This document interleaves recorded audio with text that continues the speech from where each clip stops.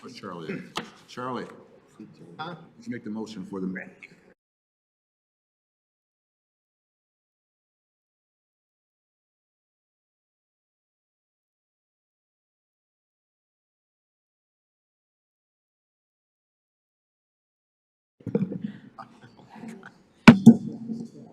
Good evening, Farmington Hills, and welcome to our excuse me, April 27th, 2026 City Council meeting. I'm calling our meeting to order, and we, as always, begin with the Pledge of Allegiance. And tonight, we are so delighted to welcome Jerry Chi, who is one of the owners of the newly reopened New Mandarin Garden, and you'll hear from him in a minute, but first he's going to lead us in the pledge.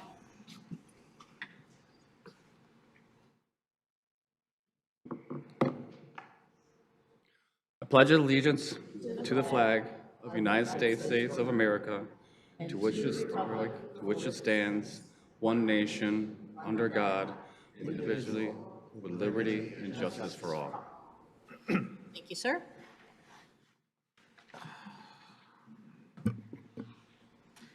Roll call vote, please. Council members Aldred, Here. Olaware. Here. Bridges, Here. Dwyer, Here. Knoll. Here. Here. And Mayor Rich. Here.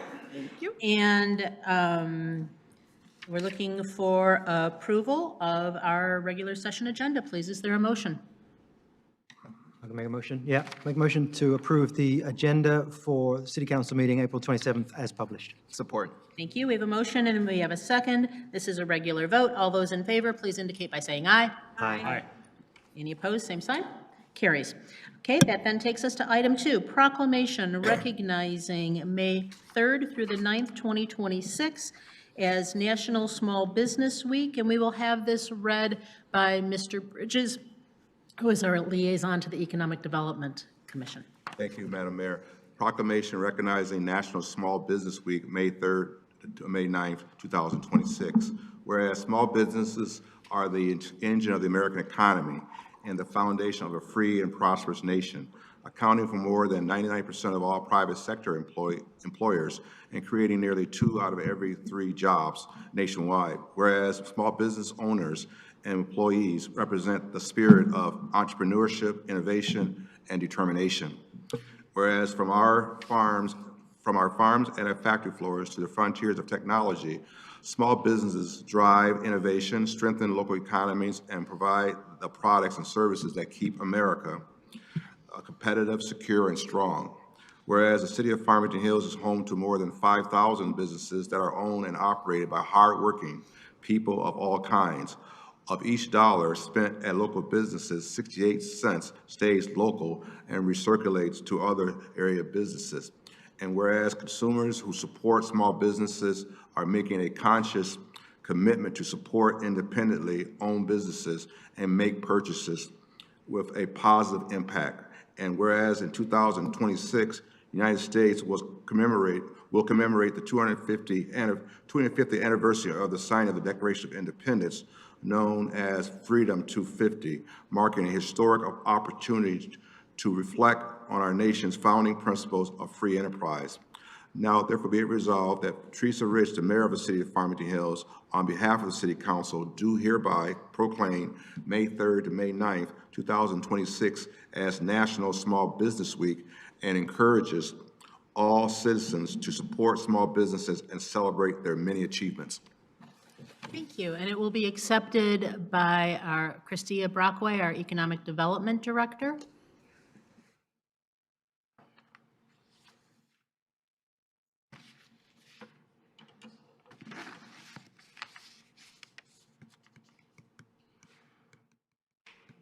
Yep. And we are also having it accepted by Jerry Chi from New Mandarin Gardens, who's going to give us a little history of New Mandarin Gardens as the oldest restaurant in Farmington Hills.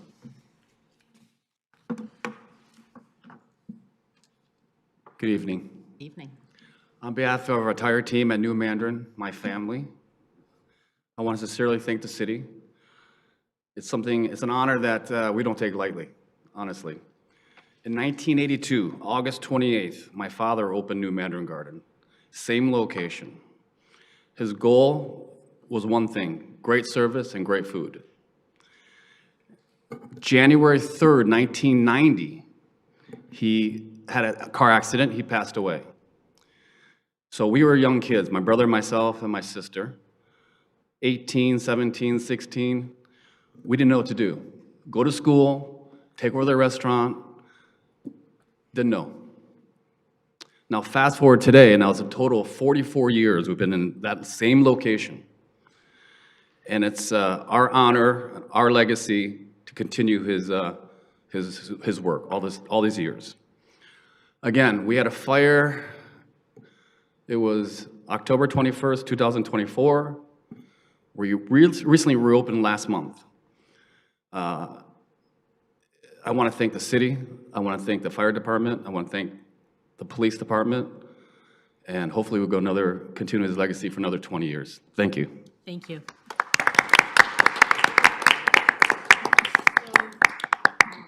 So, Mr. Chi, since your restaurant is now rebranded and reopened, I wanted to give you our new rebranded Farmington Hills logo for a pin.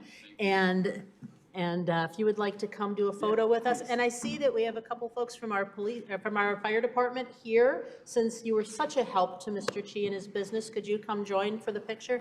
And Tia, could you bring the certificate for him, please? On 13 miles of West And just a hot FYI, they added a new ingredient, a new item to the menu. They are now also serving cauliflower rice. It's amazing. And so highly recommend that you give them some business. They're open 7 days a week.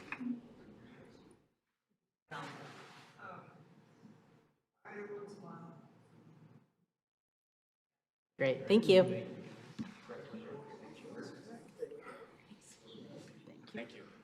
Oh, you're very welcome. We'll see you soon. Thank you.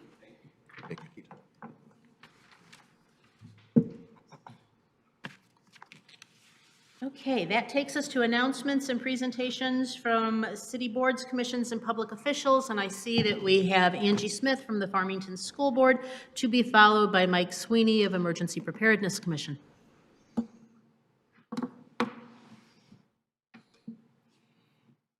Good evening, Ms. Smith. Good evening.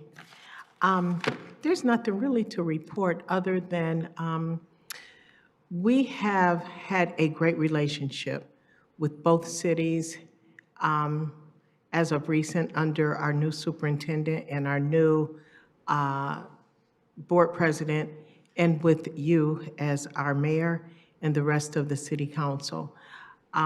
We have been working diligently. You all listen. You listen to learn, not to defend.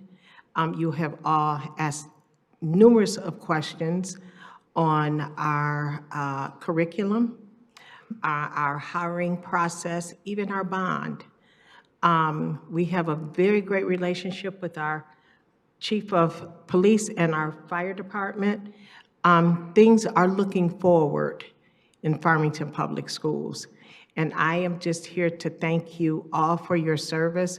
All of you that have read to our littles last month. I did not wear costumes, but a lot of you came out and read to the students, and they were extremely, extremely excited. So I want to thank you all. You know, as elected officials, we usually don't hear thank you or good job. We always hear good evening, good morning, good afternoon, or good evening, but the rest follows with you not doing your jobs.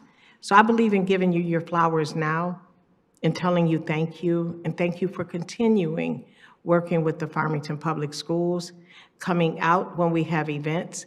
We do have a groundbreaking celebration coming up in May. Hopefully, our superintendent and our board president will have you come out. And I don't really want to wear a hard hat because I like my hair looking good, but it is what it is. But I want to thank each and every one of you for the work that you do the time that you put in this city and working and continuing to work with our 9,000 students and our 1,000 staff members. Again, thank you and kudos to each and every one of you. Thank you, Ms. Smith. And before you go, why don't we send some thank you back? Recently, the city applied for an initiative that the National League of Cities is sponsoring for, they call it Pathways for Preschool. And we very much appreciate that Superintendent Coffin sent a letter of support in that. We'll find out in a week or so if we are one of the 5 Michigan cities that were selected. But we appreciate the continued partnership, and thank you for coming out tonight. And I will come and give you updates on, or we will send them out to you as things come, that we do have, and we would like all of you, as well as the city of Farmington, to come out and join us on different events. So thank you so much. Thank you. Thank you. Mr. Sweeney.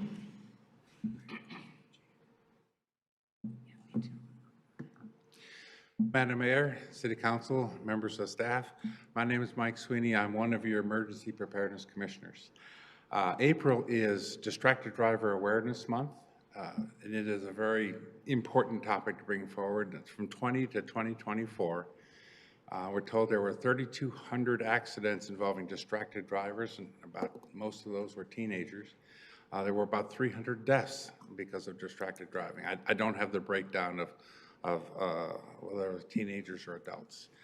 Just to say that it is significant, and it's something that we can address through education and enforcement. Just this past Saturday, the Farmington Area African American Parents Network, along with Narden Park Church, hosted a presentation by our Farmington Hills Police Community Outreach Group to teach a free class to teens between 15 and 18 the things that they do in their car that they think are just normal, which are distracted driving. To bring them suggestions that if you're going to travel in a group, maybe you can make one of your group the designated texter and let the driver concentrate specifically on driving. And if you're driving by yourself, suggestions like putting your cell phone in the trunk of your car. I'm sorry, it strikes me the irony that I'm using my cell phone for my talking points while I'm talking about the distractions. So please forgive me, I'm not driving, but that still is, it's an ironic twist. And the children were supposed to take notes and go home and talk to their parents. And I don't travel with children very often these days, but I travel with all y'all. And I gotta say, as speaking like my dad, as one of God's chosen few good drivers, all y'all need to improve your skill set. You just do. To start paying more attention to your driving, and to help you, the Michigan State Police Office of Traffic Safety started a thing they call Operation Ghost Rider on Sunday. For the next 28 days, they will be enthusiastically enforcing distracted driver rules and regulations. The laws that were passed by the state of Michigan back in 2023 included some amendments like, I always thought, you pull up to an intersection, traffic light's red, you can pick up your phone, do something, put it down and drive off. Not as of 2023, that is now illegal. And the reason it's illegal is they have found through studies that 27 seconds after you put your phone down, your brain is still not completely on the road. It's a traveling curve. But for the first 5 seconds, at least, after you put your phone down, you're still thinking about your phone. You are not thinking about your driving, and that could make you one of the 3,200 distracted driving accidents. So the EPC would like to encourage all of us, all humor aside, put the phones down. Don't eat your lunch. Don't drink your coffee. Grooming, and they talked about this on Saturday, grooming and makeup and all the things they say that the children do, that I remember seeing my fellow travelers do every intersection on the way to work in the morning. Let's not do that. Let's pay attention to our driving. And we do, as we talked about last time, it's orange barrel season. They are everywhere. A road that was perfectly bumpy but drivable last week, it may be a construction zone this week. Pay attention. They show up unexpectedly. You want to get home alive, so do our traffic workers. And thank you. Thank you, sir. That then takes us to correspondence. Any members of council have correspondence they would like to share? I do. I have one. I did receive a piece of correspondence from April. I know April is watching, us on YouTube. And her complaint had to do with the gas station on Middle Belt and 8 Mile. She states, and she sent a photograph, that there is graffiti on that gas station. There's a box, maybe it's an electrical box, I'm not certain what type. And it's been there for a year, and she'd like the city to investigate and check with the gas station. I know the gas station has been closed for some time, April, but our interim city manager, Karen Mondoro, had your complaint, and she will be investigating it, and she will get back with me, and I will get back with you with the response. Okay, thank you very much. That then takes us to the consent agenda. All items listed under the consent agenda are considered routine, administrative, or non-controversial by the city council and will be enacted by one motion. There will be no separate discussion of these items unless a council member or citizen so requests, in which event the items may be removed from the consent agenda for consideration, and they shall be read by our Mayor Pro Tem, Ms. Boulware. All right, thank you. Our consent agenda this evening is quite long, so please bear with me as I read all of them. Number 7, acknowledgement of the third quarter financial summary and quarterly investment reports. 8, recommended authorization for a special license application for the America 2050th anniversary celebration, which would be held on June 25th, 2026. And that's CMR 4-26-56. Number 9, recommended approval of a wage reopener tentative agreement with the Teamster State County Municipal Workers Local 214, that's CMR 4-26-57. Number 10, recommended approval of a wage reopener tentative agreement with the International Association of Firefighters, Local 2659, CMR 4-26-58. 11, recommended approval of a request for employment under Section 10-01A of the City Charter for a career firefighter, CMR 4-26-59. Number 12, recommended approval of the 2026 High-Intensity Drug Trafficking Area Oakland County Subrecipient Agreement, CMR 4-26-60. 13, recommended approval of addendum number 5 to the agreement for as-needed economic development consulting services with AKT Peerless Environmental Services, CMR 4-26-61. 14, a recommended approval of purchase of ProCare service for cardiac monitors and LUCA devices with Stryker Medical in the amount of $26,344.52, CMR 4-26-62.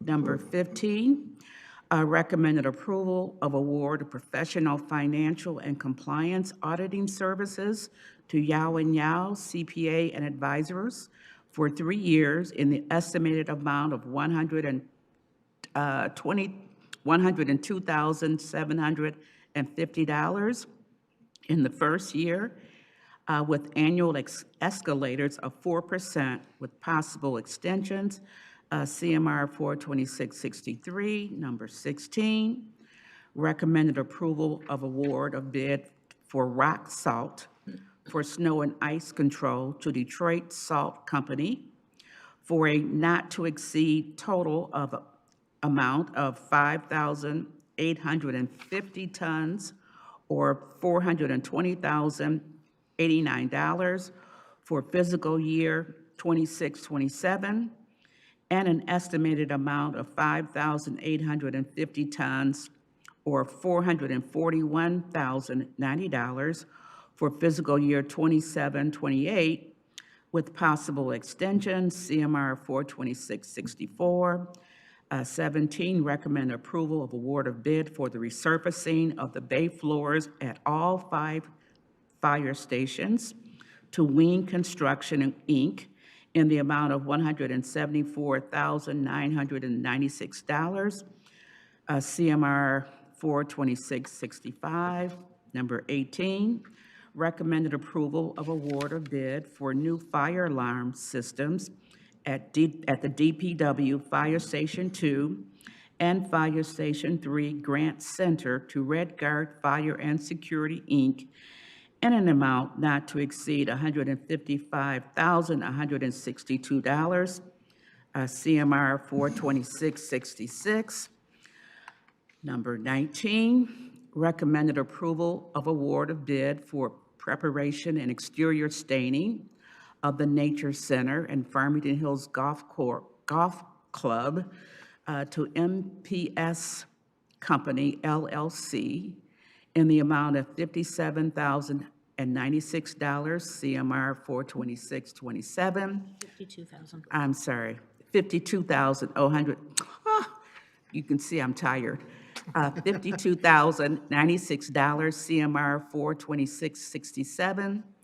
Number 20, recommended approval of a special event permit for CARES of Farmington Hills and West Side Rod and Custom Cars Cruise-In and Community Night to be held Wednesday through October 2026. Number 21, recommended approval of City Council study session minutes of April 13th, 2026. And the final consent agenda item is number 22, recommended approval of City Council regular session minutes of April 13th, 2026. Thank you. Wow. Okay, Mr. Bridges. I have a motion that, Madam Mayor, I move that council approve the consent agenda as read by Mayor Pro Tem Boulware. Support. Okay, we have a motion and a second. This is a roll call vote. Council members Bolaware, Yes? Bridges, Yes. Dwyer, Yes. Noel. Yes. Starkman, Yes. Aldred, Yes. and Mayor Rich. Yes. Thank you. Okay, this then takes us to council member comments and announcements. Who has things they would like to share? Okay, well then I do. So I want to address one of the items that's coming up tonight, new business item number 4. And it has to do with the engineering and architectural work on the new activity center. And in my eyes, this presents both a very easy as well as an easy decision, as well as one that's required significant consideration over the past several years. We're going to decide on who will be the vendor to do the engineering and architectural work on the new activity center that will be replacing the Caustic Center.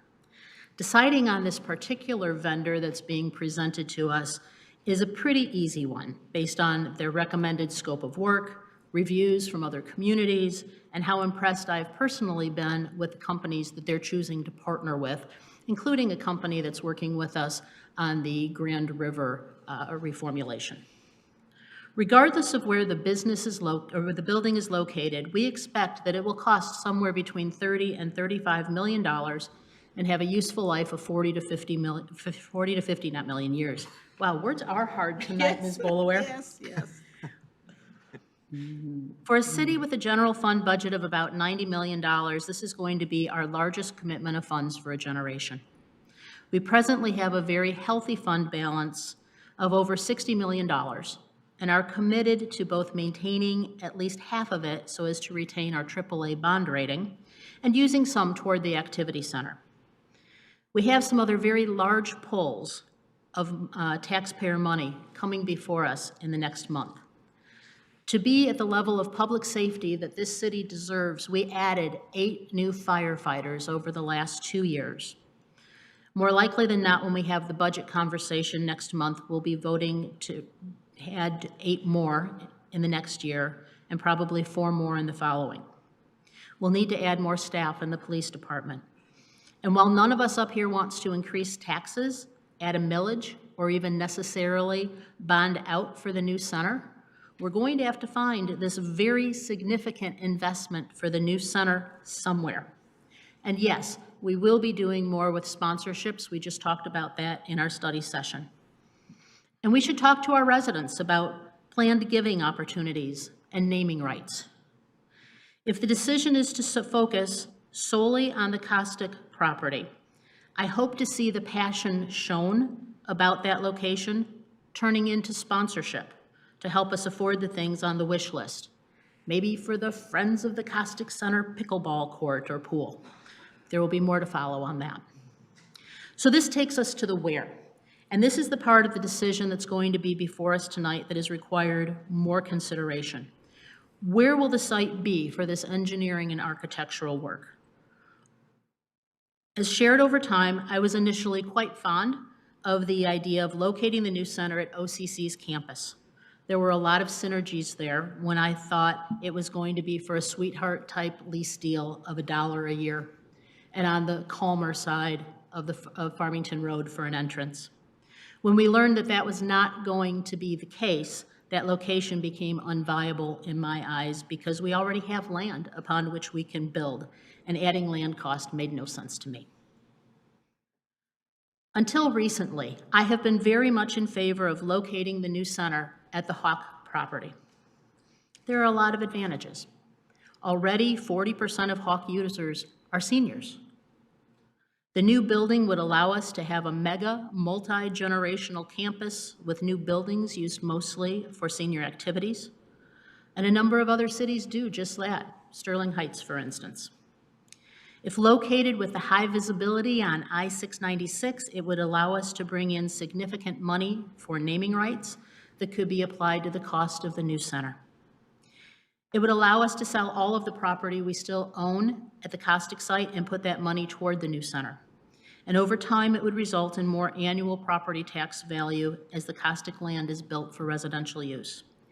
It would allow us to reallocate the about $300,000 a year that we've documented as costs to run services at both Costic and the Hawk. And I was solidly in favor of the Hawk property as how we must proceed. Toward the end of last year, I began re-examining all the variables, rereading the feedback we've received, continuing to listen to the voices in our community. The struggle I have had with this, as well as other projects, is finding a way to hear what would be said by the voices who are not yet calling out to us, the voices of the people who may not yet be in this community, to the voices of the younger generations of people who will be entering the new center's demographic sweet spot 2 decades from now. And at the same time, I needed to hear from our residents who use the Costic Center today, from the homebound residents who benefit from the 114,000 meals we feed our homebound seniors every year through the Meals on Wheels and congregate meals programs, from the retirees and others who find such satisfaction in volunteering with our current programs and find community through service. So balancing all of these factors, neither the Costic property location nor the Hawk really is optimal. However, at this point, we continue to pour money into upkeep of the Costic Center every week. So I will be supporting the option that will allow us to move the fastest to opening day, that will provide the amenities our community wants and deserves, and that is the Costic property. And for that reason, if there is a motion for a vendor to conduct the engineering and architecture study on solely the Costic property, I will support that and hope that our next step will be to market the remaining Costic property and turn it into taxpaying property and residences. And that's all I had. That takes us to the city manager update. Thank you, Mayor Rich. I have a couple of updates. First, the city has posted a GIS-based interactive construction map for 2026 projects. That's on the city website, www.fhgov.com. And the Farmington Hills Beautification Commission is hosting the annual Spring Plant and Seed Swap. This event will be held rain or shine on Saturday, May 9th from 8:30 to 10:30 a.m. in the Heritage Park Visitors Center parking lot located at 24915 Farmington Road. And finally, our own Public Works Division hosted the SEMCOG University Municipal Pollution Prevention Training this past Thursday, There were 15 participants from area agencies, and the tour highlighted our fueling station, wash bay, liquid storage room and dispensing system, various bulk storage areas, outdoor equipment storage, and the mechanics bay.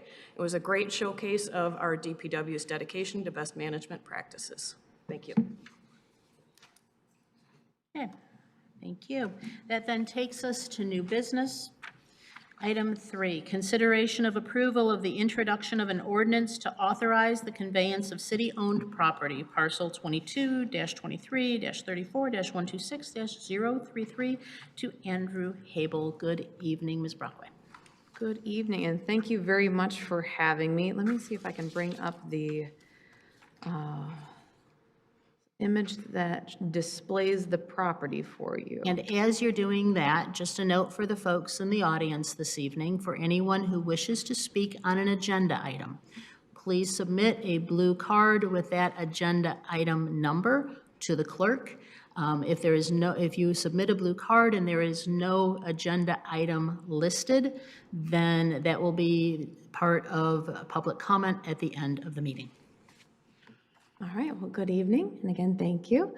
I am here today. We are looking to request consideration of approval for an ordinance authorizing the conveyance of city-owned property, and it is a city-owned property that we have had on our books since 2004.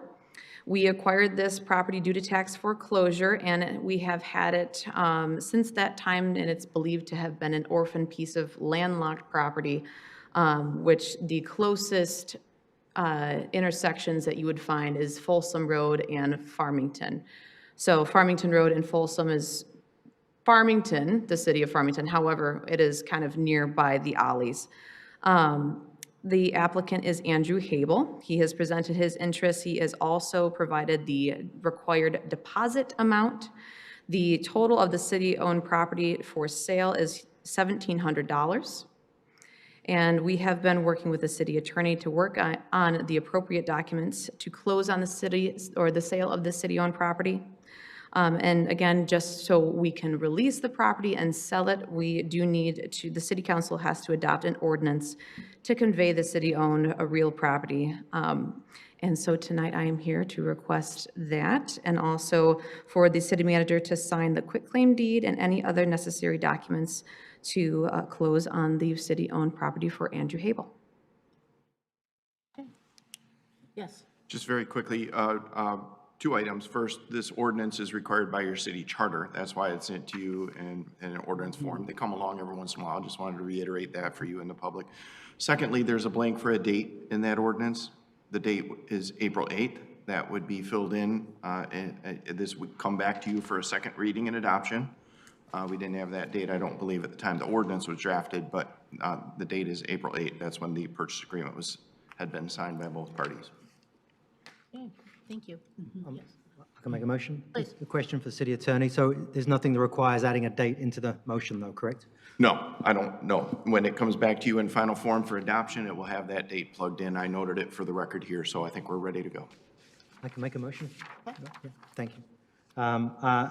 I move to approve the introduction of an ordinance authorizing the conveyance of the property located at 22-23-34-126-033 to Andrew Habel for the amount of $1,700, and authorizes the acting city manager to sign the quitclaim deed and any other documents necessary for closing and conveying said property to Andrew Habel, conditioned upon and subject to his compliance with the terms of the purchase agreement between Andrew Habel and the city.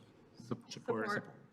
Okay, we have a motion and support. Is there any discussion? I have one that I didn't quite catch. Which piece of property does Mr. Habel already own? Mr. Habel owns 32652 Cadillac. Okay, thank you very much. All right. Then there being no further discussion, this is a roll call vote. Council members Bridges, Yes. Dwyer, Yes.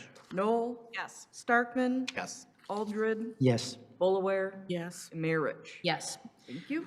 Thank you. This then takes us to item 4, consideration and approval of award of contract with Newman Smith Architecture for architectural and engineering services related to the new activity center. Good evening.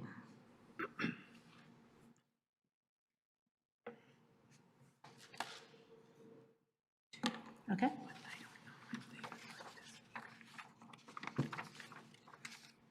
Oh, this one says Costic.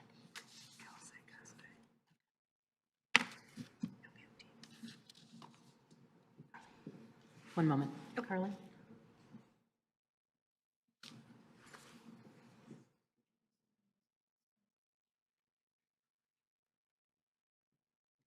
Good evening. Good evening, Mayor and City Council. Following an initial assessment by Sports Facility Companies, SFC, in November 2025, the city initiated a thorough selection process to secure an architectural and engineering A&E firm. Requests for proposals was advertised on the Minton e-procurement site and opened on February 25th, 2026. Notifications were sent to over 2,500 firms, including 872 firms classified as minority, women, veteran, disabled, or disadvantaged owned.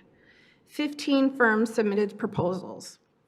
A multi-department committee, including Public Services, Finance, Special Services, City Manager's Office, and Central Services, shortlisted 5 firms for interviews: Albert Kahn Associates, French Associates, Newman Smith Architects, TMP Associates, and Spark 43 Architects. Newman Smith Architects was identified as the most qualified firm based on their 57 years of experience and specialized municipal portfolio. Their relevant experience includes successful community center projects for the city of Oak Park, Washtenaw County, and the city of Midland. In addition, the firm has assembled a comprehensive sub-consultant group to support the project. The A&E firm will lead the project through all phases in collaboration with city staff and the construction manager contractor, the CMC. Phase 1 is a site evaluation, data research, and building needs assessment. Phase 2 is a development of facility concepts and master planning. Phase 3 is preparation of sealed construction documents and value engineering to ensure budget control. And Phase 4 is the construction administration, occupancy support, and warranty documentation. I will now turn the floor over to Jane Carroll of Newman Smith Architects to share additional details regarding the proposed approach. Thank you, Michelle. Good evening, everyone. It's delightful to be here, to be considered for your new activity center. We appreciate the due diligence and the effort that's gone into your studies this far. We know this is a really important project. We know that you put a lot of time and effort into getting to this point, so we feel very privileged to be standing here tonight to be considered for the opportunity. I have a very short presentation just to give you a little bit of information about our firm, some of our experience, our team members, and how we might approach the project. We're just down the street. Our office is located in Southfield. Newman Smith would be the prime contractor, vendor for the project. We'd have a number of consultants that would work with us. These consultants have worked with us for a number of years. And we have a very strong focus on Southeast Michigan itself. About 57 years of experience, as Michelle shared with you already. But I think what's relevant is our central focus on Southeastern Michigan. We've served a number of communities that are neighbors. We're working currently on several community centers currently, and the special and unique qualities of these types of buildings, I think, are well suited for our firm. What makes community centers really important is how they serve the community and enhance the residents. This is a unique building opportunity to design special buildings that are not only accessible and durable, but that meet the operating efficiencies and the staffing models that make them last. I wish we could design a building to last 1,000,000 years, but we know that 50 years is not out of the question. These buildings should really be robust and have flexibility and serve the community for a very long time. We've specialized in these building types for over 30 years now, dating back to the late 90s when we provided the first and really the largest community center this side of the Mississippi when we did Summit Park for Canton years ago. And we've been working on community center, recreation centers, community projects ever since, and have a long list of projects that we could share with you. Our work in Farmington Hills, being just down the street, we've got just dozens and dozens of projects. I could name a number of them: the Holocaust Center, a project that I worked on years ago, Southeast Michigan, the Hospice Home of Southeast Michigan, numbers of office buildings, lots of projects. And our committee, or our consulting group, is also very familiar with the region as well. IMAG, one of our large engineering consultant parties, is just down the street on 12 Mile. We're just down the street the other direction, east on 12 Mile. Grissom Metz, for a long time, had their offices here in Farmington Hills. So we're very familiar with your community, very familiar with this market type. As I said, I've shared that dozens of projects worked on in this fashion. If you run this out over a number of years, the last 30 years being in this market, we've continually worked on community centers, recreation centers, having a project really on our books and in progress, learning about the newest and latest materials and advancements in engineering to serve these building types, a project nearly every year for 30 years. So it's a deep, experienced project team. And finally, the team wasn't built for this project. This team has been being built for years. Our relationships with the consulting group that I'll share with you goes back for over 30 years, many of them I've worked with personally for a number of years. And that relationship, I think, is significant in our delivery for a successful project. I'll quickly share our team members this evening that will be working on the project assigned to the entire duration. We'd start with IMAG Engineering. They would provide all of our engineering disciplines, so that's mechanical, electrical, plumbing, fire protection, our technology, would all be done under their supervision through their principal, and again, working with them for over 30 years, many members of their team. Secondly, Tom Sovol is represented with Spalding DeDecker. He represents the civil engineering group. Tom was involved in your Hawk renovation when you repurposed the high school back years ago. Very familiar with the site. The site has certain qualities, as does Costic, and so we're very prepared to meet those challenges as well. Our structural engineer will be represented by Ruby Associates, very fine structural engineering firm with years of practice behind them.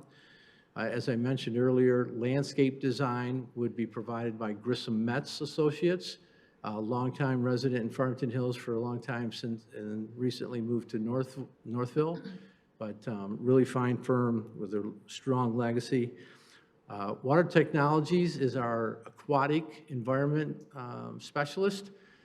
They have a national practice doing work all around the United States, and I'll talk more about their specific experience in a moment. And then finally, to wrap it up, is JS2, represented by Joel Schultz. He would provide our food service consulting, has a real specialty in Meals on Wheels, having done a number of projects that have included that program element. And so we're excited to have all these experienced groups as part of our project team. A couple of key notes. The IMAG team represents a national practice group with over 1,400 engineers. They have a specialty in recreation and community center design.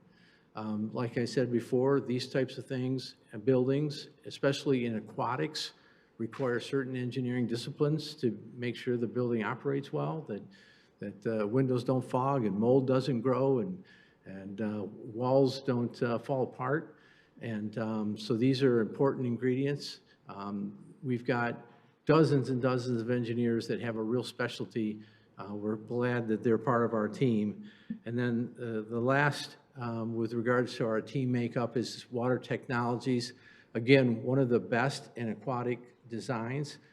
Been working with Bill Weaver for over 30 years. Standout guy, travels the country designing aquatic centers. We're very pleased to have him as part of our team. Community centers are different. They are buildings that not only enhance the community, build relationships, foster mental and mental health, but they also help engage the community in a number of ways. This particular one we've already read about in your minutes. You've had a lot of different engagement, bringing your community together. This is going to be an exciting one that we hope to deliver on, to make really special. Every community is different. Everyone has a DNA that makes their community unique.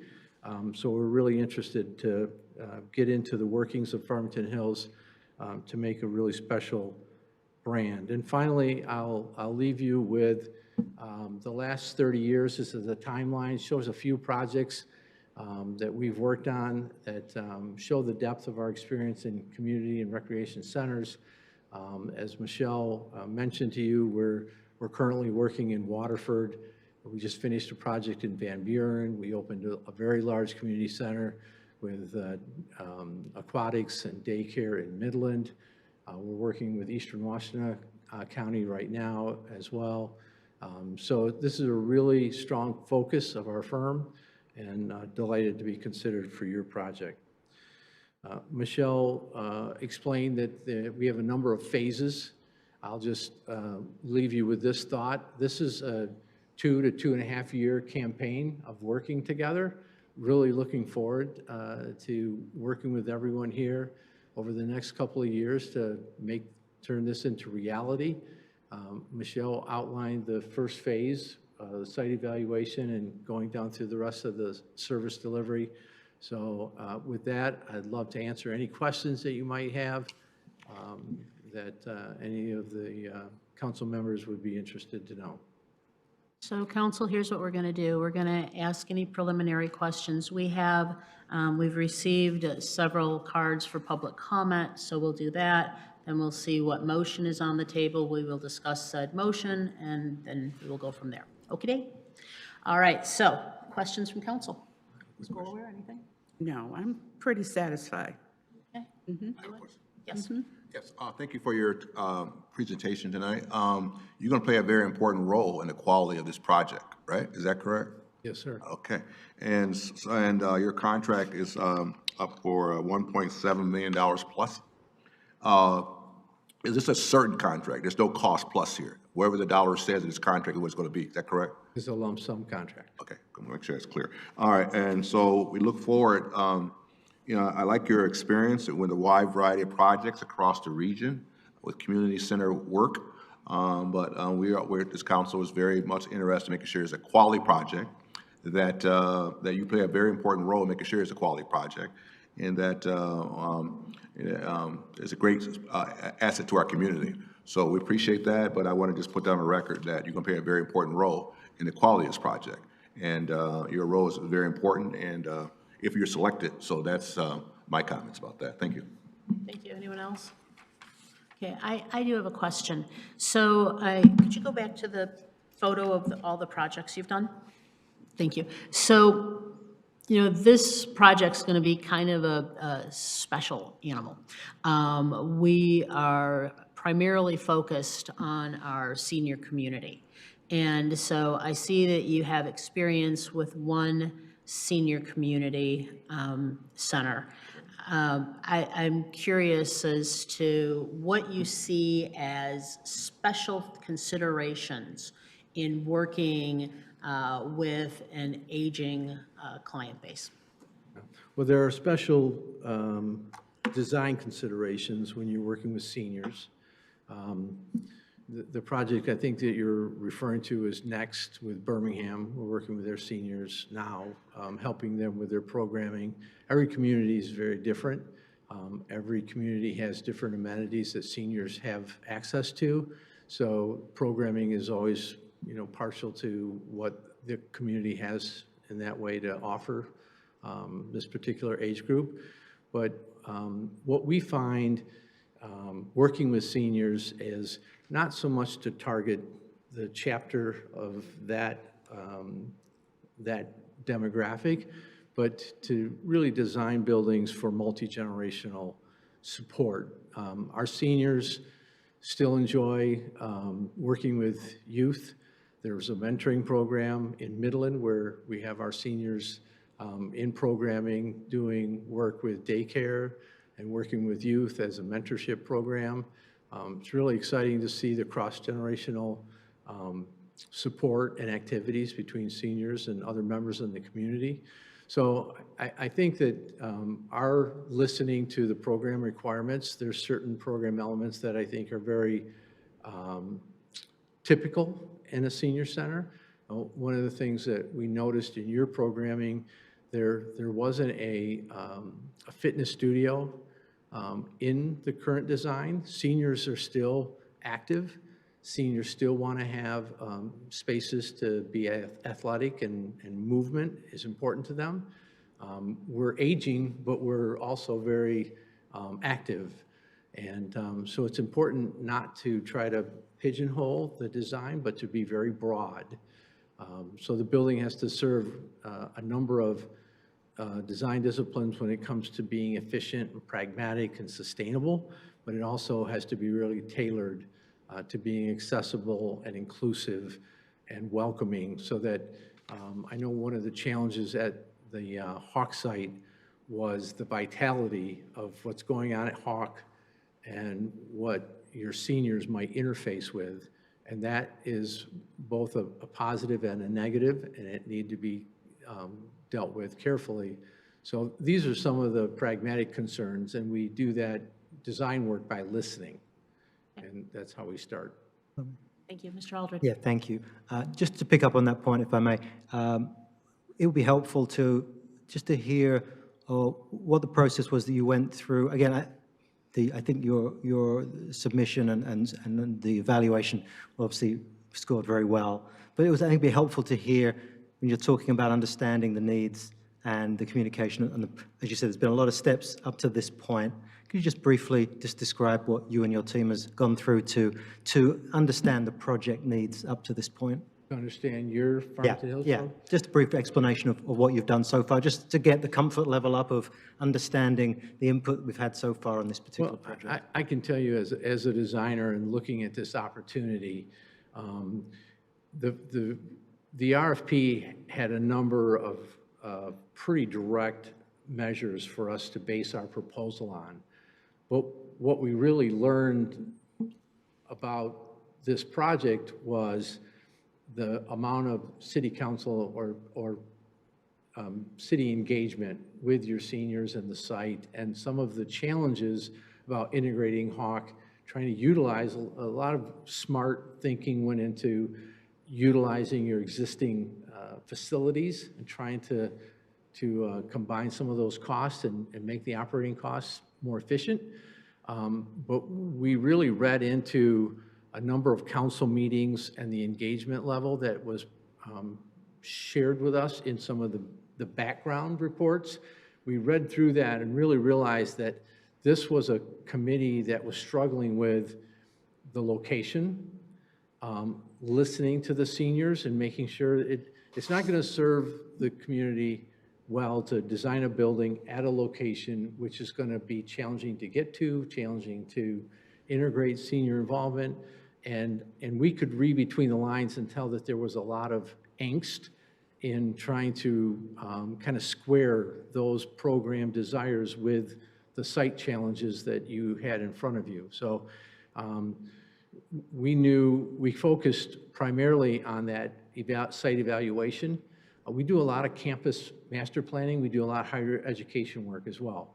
And master planning communities and understanding the synergies between different design elements is something that we do pretty routinely to try to manage expectations. And I think that your goal in this activity center has a lot of that early study work that's important. And that was the background that we really kind of leaned into because we thought it was so important. Thank you. Null, and then Mr. Dwyer. Yeah, Thank you. So I see you have the Van Buren Community Center here. I've been to that facility. I've toured their community center, and then they have their senior center. It's connected to it. It's right next door. It's connected. It's also connected to their township hall. It's kind of one campus. Can you tell me how the process, how you determined to go with that design, or did the city just, I mean, I don't know what your role in that design was, or did the city come to you and say, this is the only space we have, this is how it has to be done, or what was your role in determining how to make that work? Because I know in Van Buren, previously the senior center was at another location, and then they actually chose to move it to the city hall, or they're not a city, township hall campus.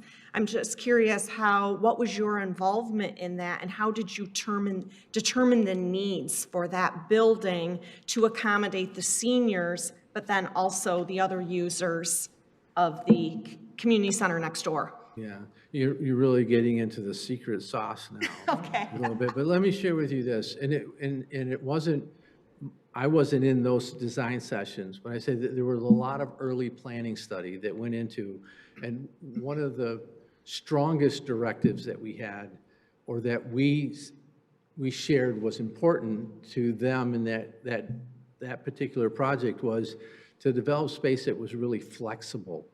And so we tried to convince everyone that spaces could be utilized for seniors at certain portions of the day, and then after school let out and teenagers wanted a place to call their own, if the space was designed flexibly and considerate of the different stages of life that folks would be using the building, if we designed it flexible enough, you could have seniors using it in the morning, teenagers using it in the afternoon. We could combine some of the uses so that we weren't multiplying them, making it larger than it needed to be, more expensive to operate than it needed to be. And there was some convincing to show how we could share spaces and get along, but that was really probably one of the most significant things to do, was to coach the community through this idea that dedicated space, it's like having the corner office, and that's yours, and then not being there half the time. That design strategy is no longer, and community centers are a really significant market building, or a building type that requires a lot of flexibility to be designed into it. And so having seniors and teenagers and different folks being able to use spaces at alternate times was an important design premise that we tried to really work through and see that everyone's needs were being met. Thank you, Mr. Dwyer. Thank you. Let me say first, you got an outstanding reputation in your firm. Thank you. Great job. Thank you. So if you're looking at the Hawk and you're looking at the Caustic Center site, I mean, it's got to be a major challenge to you, in my opinion, to do the architectural work at the Hawk location. I've looked at that, and I've been in the city for many years, and I see it's very challenging. So if it's going to be challenging for you, I see it going to be very challenging to the seniors, and they voiced their concerns loud and clear that they're not in favor of the Hawk at all. And quite frankly, I'm not either now. I've reconsidered my thoughts. And the Caustic Center is going to be where I think it should be, and I think it's going to be cleaner. I think it's going to be a great site for an architect to work on compared to the Hawk site, which has major problems, in my opinion. So do you have any comments on that at all? I don't want to put you on the spot. He's an architect. He can work with any site. Well, That's his job. I didn't say that. I said challenging, Valerie, if you were listening. Yeah, I was listening. We are trained to work with the sites that, all the easy sites are gone. Only the challenging sites exist now, in my view. Yeah, that's fair. The Hawk site had a number of challenges. It does. having a safe entry, having a space that seniors would be attracted to and proud of and integrated into the Hawk is a challenge. We looked at the site. There are a number of pragmatic concerns in meeting the program and giving the seniors that designated space and making it feel like their home. I think is something that we studied and took a look at. Michelle was in the interview, right? And shared, we shared alternative approaches for all the sites. You had 4 sites, and each of them has pros and cons. And some of the pros and cons aren't even thought of. You think of it at the end of the execution when the doors open. But frankly, if you could imagine the most remote site of the Hawk and driving cement mixers and steel flatbed trucks and crane, past your active, robust. I went to the Hawk. I was there on Saturdays. I walked through the buildings. I was there for the walkthrough. I was there a number of times getting my bearings on how active and program-rich the Hawk currently is. It's a very active location with a lot going on. So if you could think about a year and a half of that activity, how would it all get there? How would it conflict with kids and everyone that's using the site? And that's getting it built. We all focus on how it finishes, what are the conflicts and are our seniors satisfied? But you have to think of 2 years of building it as well and what that does to your program and how that might turn away folks. So challenging, exciting. We think there's a way to resolve some of that. It's challenging. Caustic is much simpler from a traffic and congestion and just, site logistics. But again, there's merit. Half of the program, frankly, that's part of the senior center could be integrated into your current building, and that's real operational value. And the integration with performing arts and athletics and there's other things that I heard someone mention that seniors already make up a good portion of the user group at the Hawk. So, there's already a constituent group that frequent the Hawk and use it. So again, it's not my job to solve it. We're here to help you analyze, evaluate, and make the best recommendation we can. Thank you. Okay. Anything else before we go to the public? All righty. Leanne Kufchuk to be followed by Sue Homan. Sorry? Yeah, she's over there. And then Tim Parvin after Sue.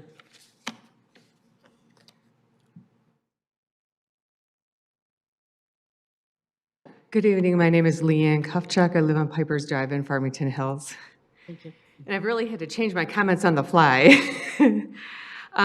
So good evening to the council and to members of the community. I appreciate your opportunity to speak briefly before the vote. My understanding is that the consultant is being directed to look at the broader Hawk campus and just now also the 11-mile location for a new building, but not specifically integrating new uses with the existing Hawk facility itself. And that's the one piece of this conversation I'm concerned about. The Hawk is already heavily used, and it's an active community center. In fact, it's just like what the consultant has just described. When I walk in there and I see the atrium, I see people using it, and they're excited about being there all throughout the day. It already functions as a real gathering place for a wide variety of residents and non-residents who come for all the programming. It already includes a lot of the infrastructure that we're talking about, including large shared spaces, art spaces, dance spaces, the space maker and a commercial kitchen that used to serve hundreds of high school students and would be a perfect place for Meals on Wheels. It is a place that has swanky events that is sought after. And it's very interesting to hear the consultant describe the new building and what he thinks it could include, because I think that overlaps exactly with what the architect of the Hawk was thinking when that was designed. So I think it's important not to overlook integration of the existing facility when the multi-generational users are being discussed. It was encouraging to hear the consultant talk about other cities that are thriving with a multi-generational approach.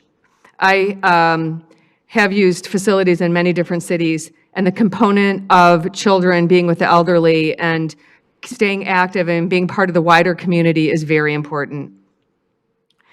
So look at that strong foundation we have at the Hawk. I think it's important to study on that strength and build forward. And I think what happens next has to include the option on the table of a fully integrated approach. And it would be building or working with what already exists at the Hawk rather than planning around it. This is the groundwork that was done 10 years ago. At the same time, I understand that we have the old senior center, and those are two very, very different approaches with cost and impacts. So my ask right here is just very simple. We have to be able to compare apples to apples and have a fully informed decision with all the numbers on the table right now. Thank you. Sue Homant to be followed by Tim Parvin.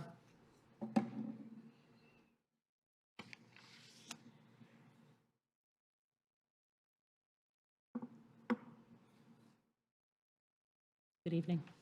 Madam Mayor, council, and guests, my name is Sue Homont, and I just came up with this about half an hour ago, so I'm not really going to be very smooth. I think I'm jumping the gun here, but before I came, I looked at the website for the architecture firm, and I did get excited about it. I liked some of the buildings and the places that they renovated or created. I like the idea that they said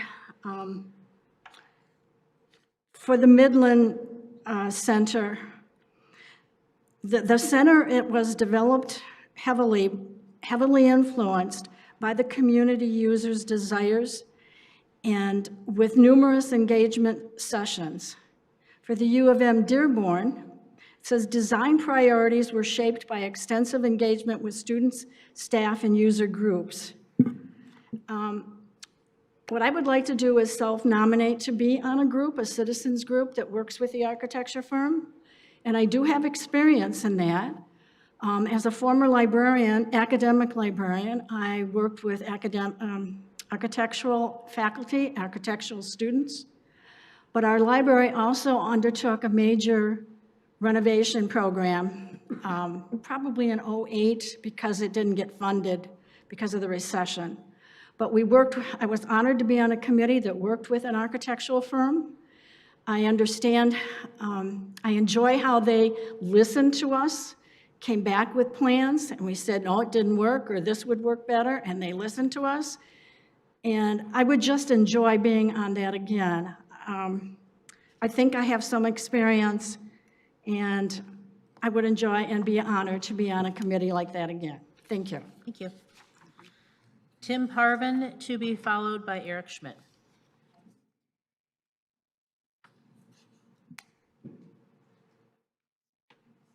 Good evening, council members and Madam Mayor.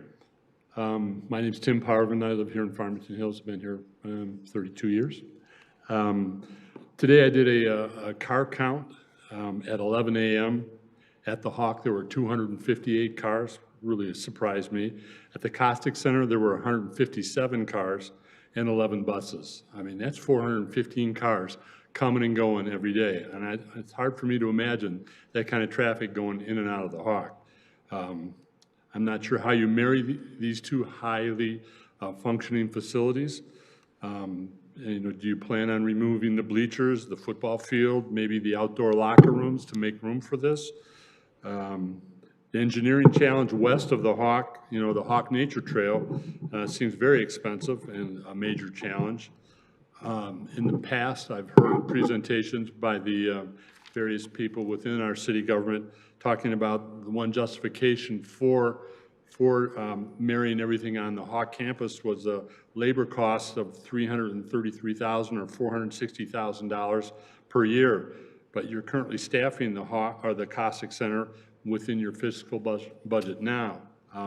If you were to consider splitting the Costic property and selling the middle half where the Costic building is now, half of that would go to the Rose or the developer, and the new building would probably front on 11 Mile. The additional tax revenue from these new dwellings, be it with the Rose or whatever other developer, that those tax revenues could perhaps go towards the labor staffing of the new Costic Center. Trying to stuff 2 feet into one boot seems like a pretty tight fit. Our community is aging. We have a great city and a wonderful responsive government. Our seniors comprise probably 37% of our population, and they deserve a proper facility for this community. We're all going to be aging into this eventually, not to be shoehorned in the back corner of the parking lot at the Hawk seems like kind of an afterthought. So let's come up with an inclusive plan. I'm excited. I know your experience is extensive, so I'm looking forward to this wise choice that you'll bring to the conversation. So let us all work together to come up with a really good solution. Thank you. Thank you. Eric Schmidt to be followed by Suzanne Denges. Good evening. Thanks again for everybody for their service. And before I get into some other comments, I noticed today there was an agenda for the study session talking about the safety of city council. I truly do hope that everybody is safe. Political violence has no place here, especially a local government, and encourage our officials to make sure that our city council members are safe and secure. I was really encouraged today to hear the comments from Mr. Dwyer and Mayor Rich voicing their support for the Costic Center to hold that facility 2 sessions in a row now, Ms. Rich, where we're on the same page here. So very happy to hear that. As a person that is not using the Costic Center yet, but perhaps will be in 15 to 20 years, I do think that having a shared space or a singular space is much better than a shared space. Driving through any parking lot, the less people, the better. And if we can have our own spot, I'm all for that. It sounds like this is a well-thought-out decision to potentially go with this group. Very happy with the presentation that was provided today. If I did have one request for full transparency, it would be to understand any campaign donations that were received by the group presenting today and any of the other affiliated groups that will be used in the future. I think transparency is very important in today's world, and it might not impact the decision, but I do think that it is important that we understand that type of funding, where that money's coming from, who may benefit from it. I really appreciate your guys' time today. Thanks so much. Thank you. Sue Denges to be followed by Lori Darrow, and that is the last of the cards.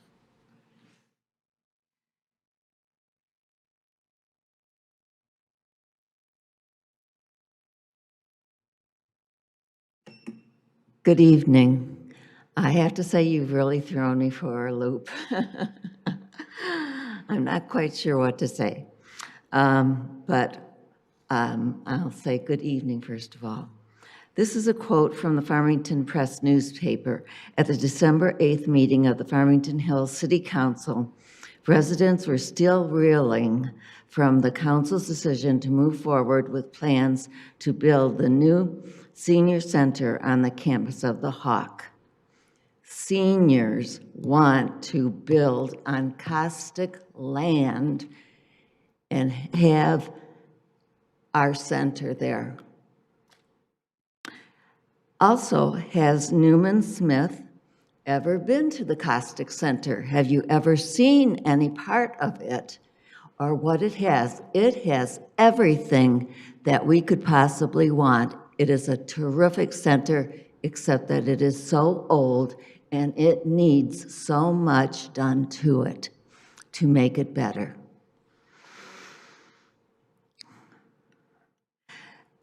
Why would we even consider building on the Hawk piece of land?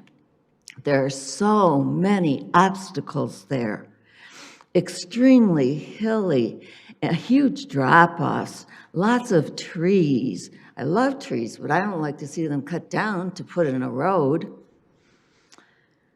And I'm not sure where they're going to put us. There's no room there. So these are just some of the added costs that are going to be building up by putting in a road, taking down all the trees and everything. So, you know, I think the soul of a community can be exemplified by how the least able children and seniors are cared for. The current treatment of seniors is up in the air. But seniors want to be on Costic land. Thank you very much for listening. Thank you. Lori Darrow.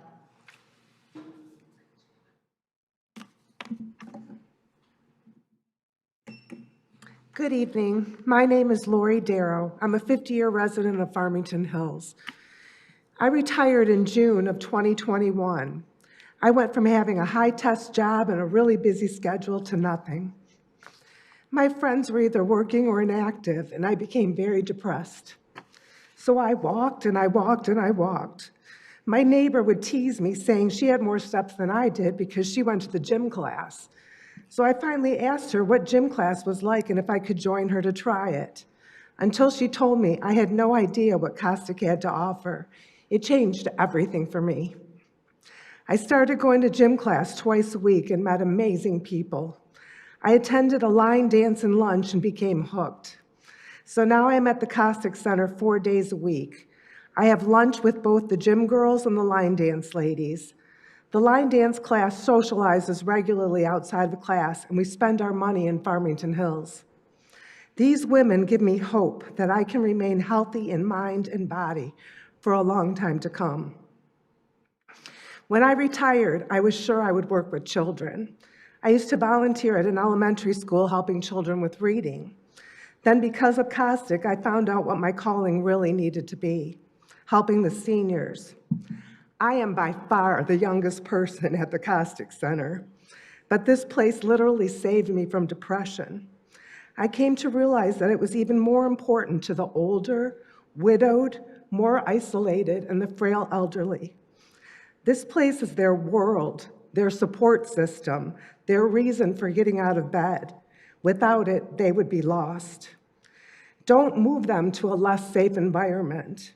Don't discard them. I was so encouraged yesterday talking to Congresswoman Samantha Steckloff at the Civic Resource Fair. She totally understands where we are coming from and has really listened and hears us. She is working on a grant for $5 million for a new Costic Center. One of the stipulations will be that it cannot be used at the Hawk or on Hawk property.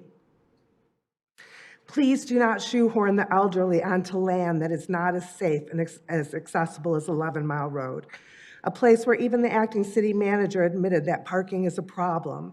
Instead of putting millions of dollars into a road that takes us to the back of the property next to the freeway, let's put that money into the building itself. You will still have 24 of 28 acres that you can sell. Please just don't risk the mental and physical health of the seniors who have given a lot of money to the fund balance that you are so proud of and made this city what it is today. And you can tell I'm emotional about all the people I know at the Costic Center who are so much older than me. Thank you. Thank you. Okay. And Mr. Schmidt, I do not believe I've received a dime from anyone involved in this bid, and I only met the principal of Newman Smith this evening. Okay, so, council. We have a motion, Madam Mayor. No, actually, no, I think some discussion. Comments? Yeah, comments, yeah. Sure, I'll go. So I realize, based on comments from the mayor tonight and from Councilmember Dwyer, that I'm going to be in the minority here. But I'm going to state my comments anyways. So, because I feel that's the right thing to do. Because I'm here, I believe I was elected for the entire community. And that means the current seniors. It also means the people in their 50s and 40s and 30s and younger, teenagers, the entire community, those people that will be seniors in the next 10, 20, 30, 40, 50 years when we're going to have this new senior center.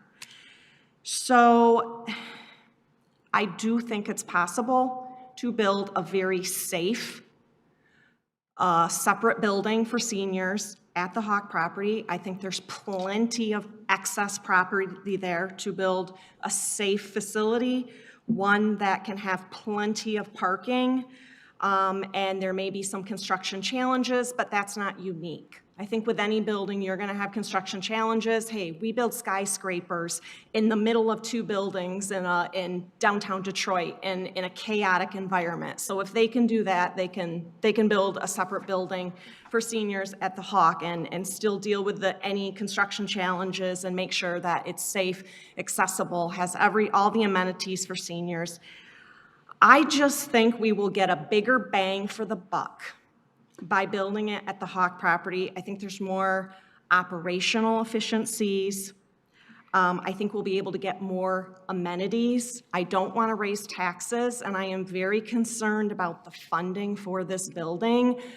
We talk about a fund balance, but I see it draining very quickly with all the items that we have coming up. We have budget meetings two nights next week, and there's a huge list of budget requests. You heard police and fire, and there's a bunch more. And so I'm concerned about the long-term stability, because this building has to last for 50 years. When I say last, it has to be funded for 50 years. And that is my big concern here. I don't want to raise taxes, and I want to make sure we don't raise taxes on the current seniors and on the future seniors, the future generations, and that we can still have all these amenities. I just think it makes sense to have a separate building, but yet have more of a community gathering space by putting it at the Hawk property. And I'm not going to say the Hawk, I'm going to say the Hawk property, because there's lots of excess property there. I mean, we already have the walking track there. We already have the pickleball courts there, which I was there on the walking track the other day, and those pickleball courts get a lot of use by seniors. There were seniors on the walking track when I was there. There's so many seniors that go to the concerts there. I just think it makes sense for seniors to have their building there, and they can, be there in their building during the day, and at night go to a concert or play pickleball and have it be right there. So for me, it makes sense to have it there. I have listened, and I know you're concerned about safety and parking, but I think that's all possible at the Hawk. So I know I'm in the minority tonight, but I'm going to be honest. When I ran for council, that's one thing that's very important to me, is to do what I think is in the best for the long term of the city and the entire city, all the residents. So I will say I understand we disagree, and I hope there's no hard feelings. And whatever the outcome is tonight, I just hope that whether it's at the 11-mile location or the Hawk property, I just hope we can move forward, and whichever property have the best facility that's for all our residents, and that when I say all our residents, I mean the future generations of seniors, and that it's sustainable funding-wise. I don't want to have a problem currently or find out we have a problem sustaining it in 10, 20 years, because we're still dealing with how to reduce our budget deficit for special services. We still haven't figured that out, and that's current. So I am concerned about adding on to that and so forth. And that's also one of the things that I ran on, is always making sure that financially this community is stable and stays that way for the long term. But again, I realize I'm probably in the minority. So going forward, hopefully we can all work together to ensure we have the best community center there is in Southeast Michigan, regardless of the location. Thank you. Comments from Mr. Bridges, and then a comment from Mr. Aldred. Yes, thank you. I'm sorry, I didn't see you, Ms. Boulware. Okay. And Mr. Sharp. Yeah, we are all on council. We are, this council has always operated with fiscal discipline throughout our long history of a city. And I do respect the comments made by Councilmember Knoll, but I feel very strongly that we are in great fiscal shape, that we can weather the building of a new caustic center on the same location. I've always been an advocate of this particular location because of the fact that our seniors want it there. It makes the most sense when you look at the fact that the benefits of staying at the caustic location are tremendous. They're qualitative benefits, meaning the people want it there. And we have the fiscal status as a city that we can pay for the new caustic center. We have a AAA bond rating. We have a healthy fund balance. We do have a structural deficit with the special services, but we're working on that. And this city's AAA bond rating and financial status will continue with the building of a new center at the caustic location. I just feel very strongly about it, the fact that that should be the location, and I'll be voting for the motion to make sure that that location for the engineering review takes place at the caustic center. Our residents want it there. I've talked to many people across the city, different people, different backgrounds, and I have had very few people come up and tell me that they want the center to be located at the Hawk location. Everybody thinks that they tend to basically favor the caustic center location because it makes sense because of the long history of the seniors being able to go to that particular building, that location, and enjoy the services there. So for those reasons, I'll be voting for the motion if it comes up to only study the caustic center as the location. The Hawk is a site that has its advantages, but one of the things outlined by the architectural firm today were clear in regards to traffic issues, regards to the issue regarding the high intensity or use of the Hawk right now is very high. You're adding on another building there in the back there, and the cost for the road construction is significant as well. For those reasons, I'm voting for the caustic center to be the location, and I'm very much believe that we are in great financial shape as a city, that our situation is strong, and that we remain strong even with the building of the Hawk, building of the senior center at the caustic location. Those are my comments. Thank you. Okay, thank you. Mr. Aldred, Dr. Starkman, and then the Mayor Pro Tem. Thank you, Madam Mayor. So let's start with the easy part, as you described it earlier. I think appreciate the proposal, and I think I don't want to get that lost in the discussion of awarding the contract to Newman Smith. So that is the easy part. The rest of the part, if it wasn't difficult, we wouldn't still be talking about it, right? Mm-hmm. So this is something that we have been discussing, and I think the obvious comment here is that there are two sides to this. There's multiple aspects to this, and I concur with Councilmember Knoll that certainly my aim here is to try and make the best decision in the best interest of the community for the longest possible time, and that's my goal, to try and do what I think is in the best interest. And but this is a difficult decision. When it comes to the Hawk, previously I supported looking at the Hawk based on the savings operationally, and because I felt like it was worth a look to see. I had personal reservations about it's a complex site. Would be fascinated to see how we could make this work. I'll be perfectly honest. I would like to see how we could integrate these things together. Could we have a single unified campus that would be one property for community recreation in Farmington Hills that would be an absolute example of how to do things and that meets all generational needs? That was what I would like to see, hence the reason I supported that previously.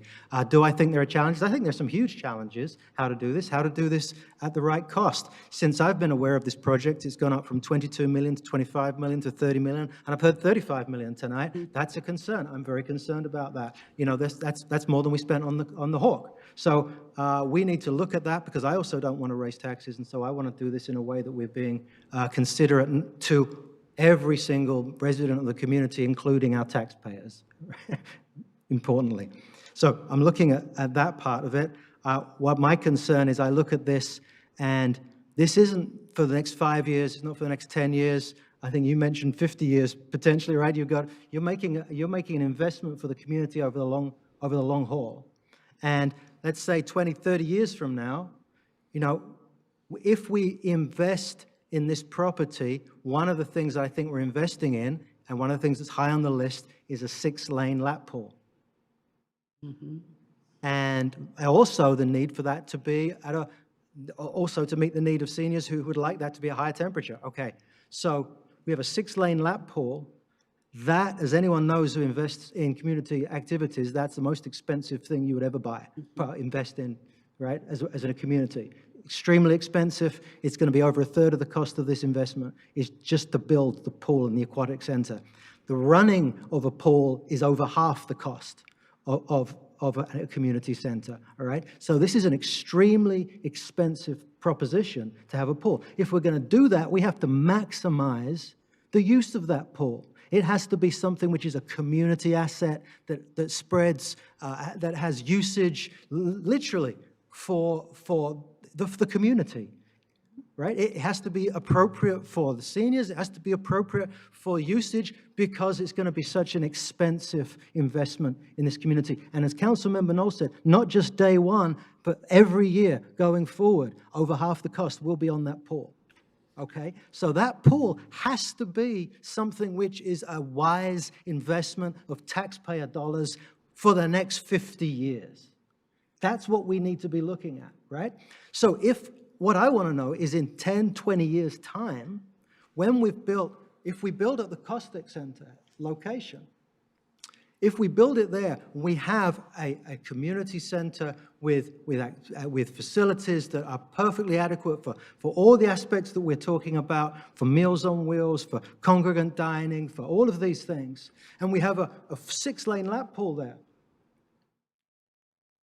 When someone asks the question, why is the main pool of Farmington Hills on 11 Mile when all the other community facilities are at the Hawk?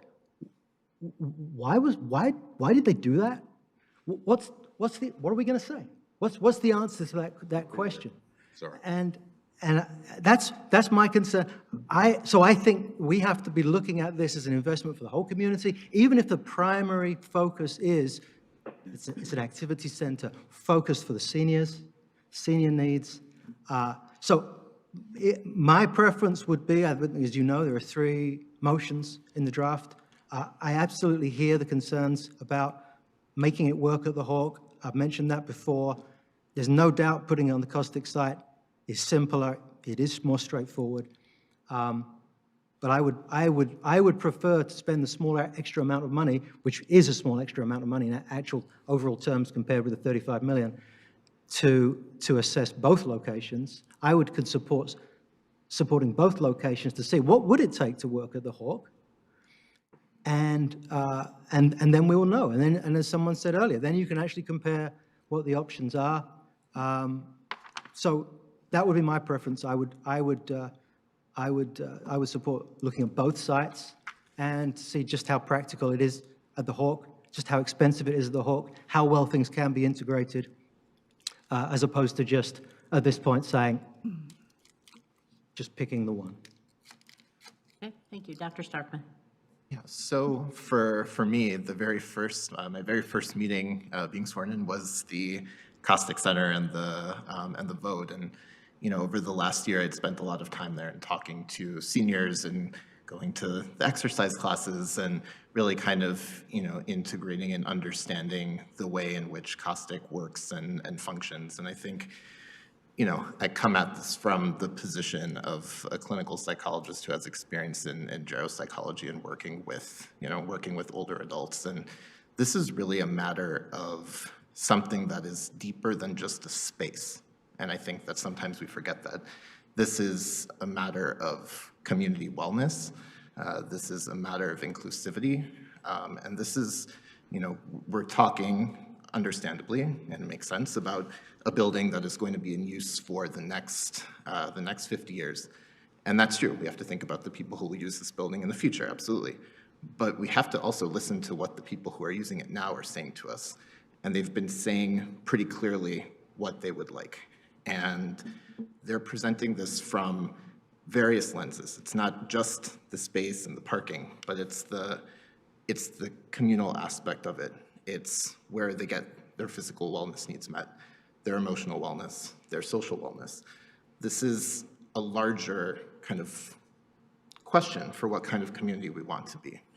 And I, from the beginning, supported staying at the caustic site. I think that we can, and the city has, worked well with having, the seniors at caustic on 11 Mile, and they can still use the Hawk. It's not, an impossibility.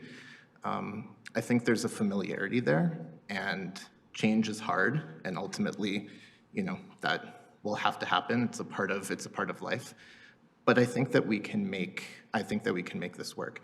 I hear my colleagues' concerns about, the fiscal nature of this project, and it is a big undertaking, and I understand that. And I also think that with creativity, with using the resources at our disposal, that we can make this work.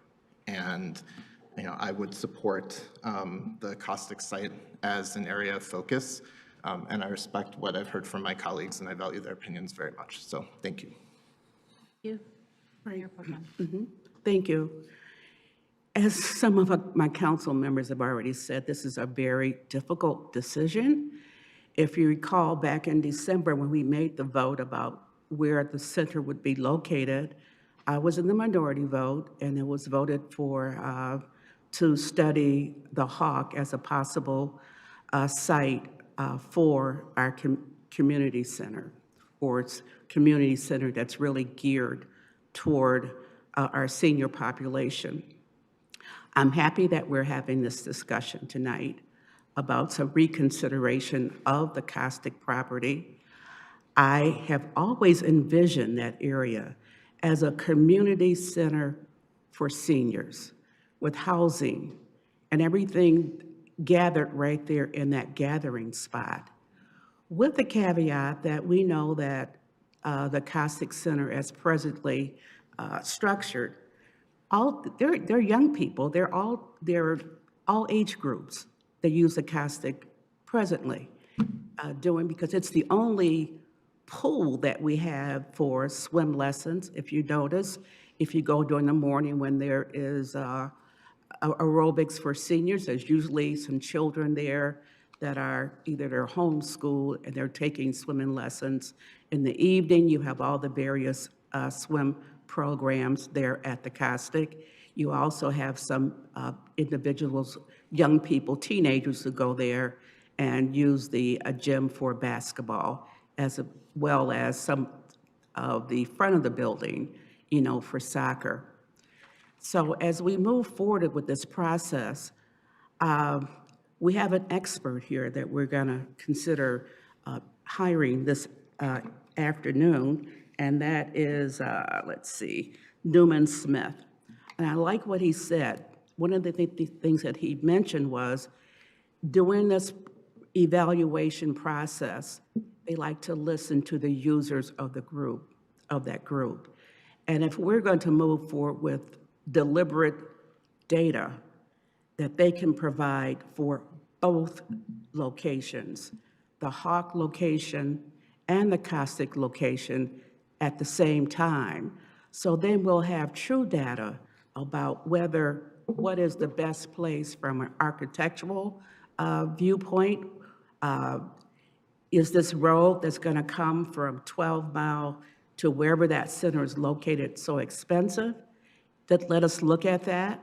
I think we, as council members, we deserve to look at the full spectrum of everything that is possible, and let the data speak for itself. I trust that Newman will give us a lot of information in which to base our final decision on, that we'll have data to make a very informed decision so we can make the right decision for not only our senior community, which includes me, but for everyone else, in our city. And from that perspective, what I will be doing, I'm joining with Councilmember Aldred to say that we need to really look at both sites, have them evaluate both sites. I think that was one of the original recommendations back in December that was brought up by Councilman Bridges, that if we're going to do this, let's do it all at the same time. Let's have a fair and objective review of those two sites. I can, as our consultant just mentioned tonight, there's problems with the Hawk property, many, many challenges. I didn't hear the same for the 11-mile caustic site. So let's look at that. As we proceed, let's look at both sites and have them give us input about which is the better site for our center, with the caveat that center will be used not just for seniors, but it will also be used for other community members, because our senior population usually use that location during the day. And in the latter evening hours, and if there's a great pool there, you truly will get a lot of young people coming in for lessons. We're one of the very few pools that are left in this area, because most cities have closed their pool because it's expensive as far as insurance, upkeep, and that's something that, I think all the council members are concerned, and the mayor, about the physical repercussions on this. So that would be my recommendation, that to move forward, we look at both sites, evaluate them fairly, have the consultant or come back, give us the yea and nays of both, and then make that final decision from there. I said a lot already this evening, so I will tone it back a little bit now, but I will be supporting a caustic-only decision at this point in time. Mr. Dwyer. I'd like to make a motion. I did have some other comments to make prior to making the motion, but I think I've heard enough to know how the council feels. So with that, I'll make the motion to, number one, authorize the acting city manager to execute a phase contract with Newman Smith Architecture for architectural and engineering service related to the new activity center at the Caustic Activity Center site, based on the hourly fee proposed and in the total amount not to exceed $1,771,430, contingent upon the negotiation and approval of a revised scope and hourly rate schedule to address only the Caustic Activity Center site by the acting city manager, the availability of funding and final review and approval of the terms by the city attorney, and two, direct the city administration to discontinue action relating to city council's decision at the November 24th, 2025 regular meeting regarding the new activities center at the Hawk until further notice. I'm going to second that motion. Okay, we have a motion and a second. Is there any last discussion? Mr. Aldred. I'd like to make a comment. Just following up on my previous comment, I will be voting no, because it says caustic only, and my preferred option would be to assess both. So my vote no is not to say the caustic should not be looked at. My vote is that the caustic should not be looked at by itself. So I just wanted to clarify that so that my no vote is not misunderstood. Thank you. Ms. Knoll. And based on my comments earlier, I hopefully made it clear that I don't think we should only be looking at the caustic either. So I'm a no, because I would prefer to look at the Hawk and the caustic. So I want to just reiterate why I'm voting no. And because we do have a split on council, I am going to ask for a roll call vote. Council members Dwyer, Yes. Knoll, No. Starkman, Yes. Aldred, No. Bolaware, Yes. Bridges, Yes. and Mayor Rich. Yes. Okay, motion for caustic site only carries. Thank you very much. We look forward to working with you and your firm, sir, and your partner firms. Okay, that then takes us to item 5, consideration of approval of Raftellus Financial Consultants, Inc. as the executive search firm for the city manager position. Good evening again. Hello, good evening again. At the direction of City Council, Central Services and Human Resources have completed a comprehensive evaluation process to select an executive search firm for the recruitment of a new city manager. The request for proposals was posted on the Mitten e-procurement site and publicly opened on April 1st, 2026. Notifications were sent to over 1,500 consulting firms. 785 of those firms hold the classification of minority, women, veteran, disabled, or disadvantaged-owned businesses. 17 firms submitted formal proposals. Proposals were evaluated based on firm expertise, methodology, timeline, and pricing. This process resulted in a short list of 4 firms selected for interviews: MGT Impact Solutions, LLC, Raftalis Financial Consultants, Incorporated, Strategic Government Resources, Incorporated, and Yo-Yo HR Advisory Solutions, LLC. The interview process conducted by Central Services and Human Resources focused on critical performance indicators, which included experience on the specific team assigned to the city, historical placement success rates, ability to ensure a fair evaluation of both internal and external candidates, and protocols for reporting to and collaborating with City Council. Following the scoring of all interviewed firms, Raftalis Financial Consultants, Incorporated received the highest overall score. They were determined to be the most qualified firm to lead the city manager search based on their comprehensive approach and alignment with the city's requirements. Okay. Thank you. And as we may recall, Council asked Mr. Dwyer and the Mayor Pro Tem and I to form a little subgroup to do the interviews. And so we did get the recommendations from Michelle and her team, and then did participate in all 4 of the interviews last week. Okay. Questions, discussion? Anyone, did you have your hand up? Oh, Me? No. Okay. oh, Yeah. I just had a question, and I don't know if you can you tell us a bit about what the interview process was like and why you settled on this particular Sure. company? I'd be happy to speak. Or, yep. Yeah, I don't think we settled on this particular person. I think this, after we met, this was the only firm that we looked at and reviewed that everyone in the room said yes, based upon the information that they sent us.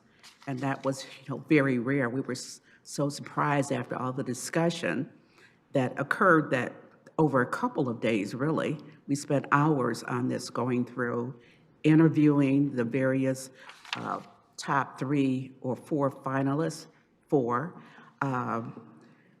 It was a very passionate discussion. We were not always on the same wavelength as when we were discussing the various search firms, but on this one, and this one only, everyone agreed that this was the top firm that we needed in order to conduct our search for us. So when we started this process, Dr. Starkman, we were each given a packet this thick of all of the applicants and read through all of them. And so we came together on Monday and spent a couple hours discussing through which of those did we want to interview. And we wanted to narrow it down to 3, but we couldn't. We got to 4. And then on Wednesday, we interviewed all 4. Back to back. And to the Mayor Pro Tem's point, we did not at all settle on this firm. And Raftalis, by the way, is the company that led us through the visioning process last year as well. And they did a really good job with that. And I think part of what we liked too is because in the visioning process, they had so many sessions with segments of our community, they already know us. Thank you. You're welcome. Madam Mayor? Yes. If I can just add that, just to be clear, all the firms are identified in your packet. They're all here for council to look at, and no decisions were made at that time. So it is up to council to make a decision here, and all 17, I think it is 17, are before you, but you have a recommendation received from staff, and you can proceed at this point. Please. I'll make a motion. I make a motion that the City Council of Farmington Hills authorize the acting city manager to issue a purchase order to Raftelis Financial Consultants, Inc. for executive search firm for city manager in the amount of $38,700. Support. Okay, we have a motion and support. This is a regular vote. All those in favor, please indicate by saying aye. Aye. Any opposed, same sign. Okay, that carries. Last item of new business, consideration of approval of appointments to various boards and commissions, and there are a few. Go ahead. Come on. Sure. Oh, no, you want, go ahead. Oh, Not no, I was planning just on trying to Go pull ahead. it. I was just trying to pull it up. Okay. Actually, Councilwoman Knoll, if you have it pulled up, maybe. Oh, okay. So, do I just read it? Okay. Okay. So I would like to recommend the following appointments at the April 27th, 2026 City Council meeting.